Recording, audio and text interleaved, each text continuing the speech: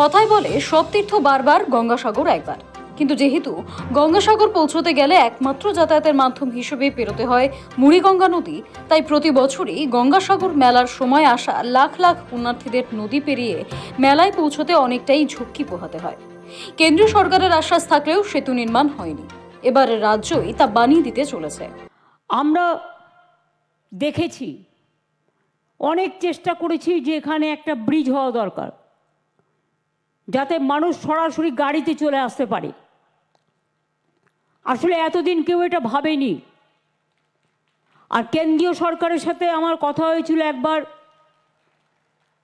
কোনো একজন মিনিস্টার আমাকে কথা দিয়েছিল যে তারা সেতুটা করে দেবে বলে। আমি 3-4 বছর তাদের দিকে তাকিয়েছিলাম, কিন্তু তারা করেনি। আমি এখন মনে করি গঙ্গাসাগরে যখন তারা 1 পয়সাও দেয় না, তারা কোনো দিনই দেবে না। সুতরাং যেটা করতে হবে সেটা হচ্ছে অনেক খরচার থেকেও, আর্থিক সংকট থাকলেও মুড়িগঙ্গা ব্রিজের ওপরে গঙ্গাসাগর সেতু তৈরি করার প্রয়োজন আছে। গঙ্গাসাগরের মানুষ শুনলে খুশি হবেন যে এটাকে সার্ভে করে ডিপিআর হয়ে টেন্ডারও হয়ে গেছে। 1,500 কোটি টাকার মতো খরচা হবে। টাকাও আমরা প্রায় অনেকটাই এদের জন্য রেখে দিয়েছি এবং আগামী 2-3 বছর লাগবে এটা তৈরি করতে। প্রায় 4 কিলোমিটার 5 কিলোমিটার হবে। তাড়াহুড়ো যেন আমরা না করি, যাতে আধ রাস্তায় ভেঙে না পড়ে। ভালো করে করতে হবে। 4 কিলোমিটার দীর্ঘ সেতুটি নির্মাণ হবে। এর জন্য খরচ হবে প্রায় 1,500 কোটি টাকা। ইতিমধ্যে প্রকাশ করা হয়েছে সেতুর নকশা। এবার শুরু হলো সেতু তৈরির জন্য জমি অধিগ্রহণের কাজ। এই সেতু বিশ্বের ইতিহাসে অন্যতম দীর্ঘতম সেতু হতে চলেছে। আর এবার তারই এক ধাপ কাজ এগুলো। প্রস্তাবিত গঙ্গাসাগর সেতুর জন্য কাকদ্বীপ এবং সাগরের মোট 12 একর জমির প্রয়োজন, যার মধ্যে কিছু জমি সরকারি মালিকানাধীন হলেও অধিকাংশ জমি ব্যক্তিগত মালিকানাধীন।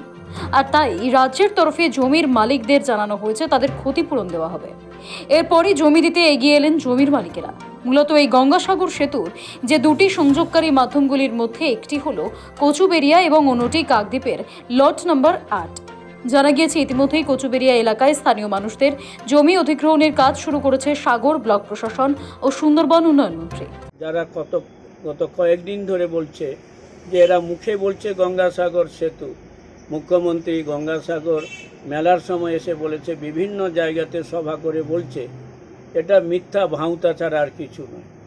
তা আমরা ওনাদের যোগ্য জবাব আমরা দেব। প্রাথমিকভাবে যারা অল্প জমি, 1 কাঠা কি 2 কাঠা, কারোর একটু বাস্তু, কারোর হয়তো 3 শতক 4 শতক, এই মিলে আজকের আমরা 8 জনের হাতে আমরা প্রায় 28 লক্ষ থেকে 29 লক্ষ টাকার চেক আমরা তাদের হাতে তুলে দিলাম। যে কথা আমাদের মাননীয় মুখ্যমন্ত্রী বলে সেই কথা তিনি রাখেন, এইটুকু আমরা বলতে পারি, দায়িত্ব নেই। এই এলাকার প্রায় 39 জনের জমি অধিগ্রহণ করবে রাজ্য সরকার। তার মধ্যে প্রথম 8 জনের হাতে ইতিমধ্যেই সুন্দরবন উন্নয়ন মন্ত্রী ও ব্লক প্রশাসনের উদ্যোগে আর্থিক চেক তুলে দেওয়া হয়েছে বলে খবর। অন্যদিকে তাদের বসবাসের জন্য সরকারি জায়গাও রেজিস্ট্রি করে দেওয়া হবে বলে জানা গিয়েছে। এই 39 জনের মধ্যে কারোর রয়েছে বসতবাড়ি, কারোর বা চাষযোগ্য জমি। কেউ এই এলাকায় 10 থেকে 20 বছর ধরে রয়েছেন, আবার কেউ বা তারও বেশি সময় ধরে ওই এলাকার বাসিন্দা। কিন্তু গঙ্গাসাগরের উন্নয়নে দীর্ঘদিনের বসতবাড়ি, চাষযোগ্য জমি ছেড়ে যেতে মন খারাপ হলেও সরকারকে সাহায্য করতে এগিয়ে এলেন প্রত্যেকে। রাজ্য সরকার নিজের উদ্যোগেই গঙ্গাসাগর সেতু বানাচ্ছে, তা আগেই জানিয়েছিলেন মুখ্যমন্ত্রী মমতা বন্দ্যোপাধ্যায়। এবার সেই কাজেই এগুলো রাজ্য। জাহিদ মিস্ত্রি রিপোর্ট, সময়, কলকাতা।